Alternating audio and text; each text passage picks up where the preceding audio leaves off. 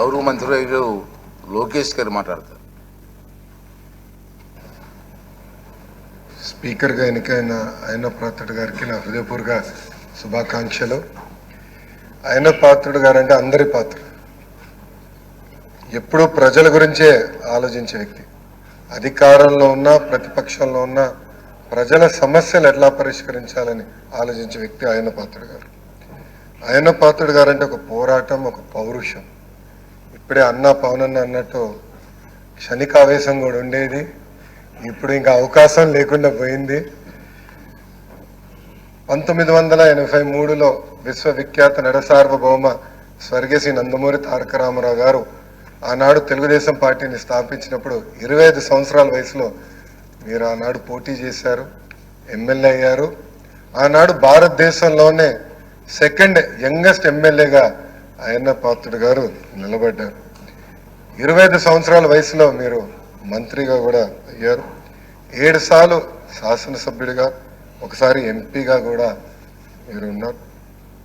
7 సార్లు ఒకే నియోజకవర్గం, నర్సీపట్నం నియోజకవర్గం ఏ అదృష్టం చేసుకుందో నాకు తెలియదు, కానీ 7 సార్లు కూడా నర్సీపట్నం నియోజకవర్గం ఎమ్మెల్యేగా మీరు నిలబడ్డారు. 16 సంవత్సరాలు మీరు మంత్రిగా చేశారు.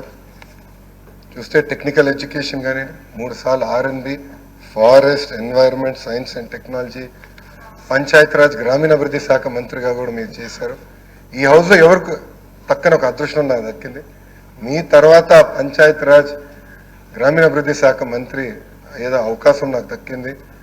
ఆనాడు మీరు ప్రారంభించిన పనులని పూర్తి చేసే అవకాశం నాకు ఇచ్చారు. మీ నాయకత్వంలో 25,000 కిలోమీటర్లు సీసీ రోడ్ వేసాం, ప్రహరీ గోడలు కట్టాం, పంచాయతీ భవనాలు కట్టాం, గ్రామాలు కూడా ఆనాడు యుద్ధ ప్రాతిపదికంగా తాగునీటి పథకాలు కూడా కలిసి ఏర్పాటు చేశారు. అంతేకాకుండా నాకు ఎప్పుడు సలహాలు కావాలన్నా సూచనలు కావాలని మీకు ఫోన్ చేసేవాడిని, మిమ్మల్ని అడిగి తెలుసుకునేవాడిని. ఆనాడు పంచాయతీరాజ్ గ్రామీణాభివృద్ధి శాఖ మంత్రిగా నేను ఇన్ని పనులు చేయగలనంటే దాని వెనకాల మీరున్నారని ప్రజలందరూ కూడా తెలియజేస్తున్నాను. ఇంతేకాకుండా పెద్దలు గౌరవ ముఖ్యమంత్రి గారు చెప్పినట్లు ఆనాడు ఉత్తరాంధ్ర సృజన సమితి ఇరిగేషన్ కోసం కూడా మీరు పెద్ద ఎత్తున పోరాడారు. నాకు బాగా గుర్తు, తెలుగుదేశం పార్టీ విశాఖపట్నంలో మహానాడు ఏర్పాటు చేసుకుంటే ఎట్టి పరిస్థితుల్లో అనౌన్స్ చేయాలి అని పట్టుబట్టారు. ఆనాడు కూడా గౌరవ ముఖ్యమంత్రి గారు కూడా అనౌన్స్ చేశారు. అంతేకాకుండా పార్టీలో కూడా పాలిట్ బ్యూరో సభ్యుడిగా, సీనియర్ నాయకుడిగా నాకు ఎప్పుడూ గైడెన్స్ ఇస్తానే ఉన్నారు. ఒకే పార్టీ, ఒకే జెండా, ప్రజలే ఎజెండాగా మీరు ముందరికెళ్ళిన వ్యక్తి. గత 5 సంవత్సరాలు మీరు కూడా ప్రభుత్వం చేతిలో ఒక బాధితులు. 23 కేసులు మీ పైన కూడా బంపర్ ఆఫర్ మీ పైన కూడా పెట్టారు. మీ పైన కూడా నిర్భయ కేసు పెడతాం కానీ అని చేస్తాం, చాలా బాధాకరం. ఆనాడు కావాలని ఇల్లు ఇల్లీగల్గా ఉందని కోర్టు కూల్చొద్దు అని చెప్పినా కూడా అతి ఉత్సాహంతో అధికారుల్ని, పోలీస్ సోదరులను పంపించి మీ ఇల్లు పైన కూడా దాడి చేశారు, కుటుంబం పైన దాడి చేశారు. మీ భార్య కానీ 2 అబ్బాయిలు కూడా బాధితులై ప్రభుత్వం చేతులు.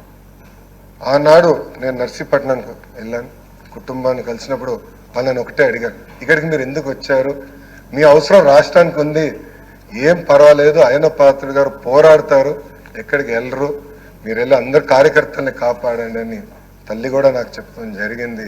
నేను అది ఎప్పుడూ మరవలేను. రాజకీయాలు చూసి పెరిగిన వ్యక్తి.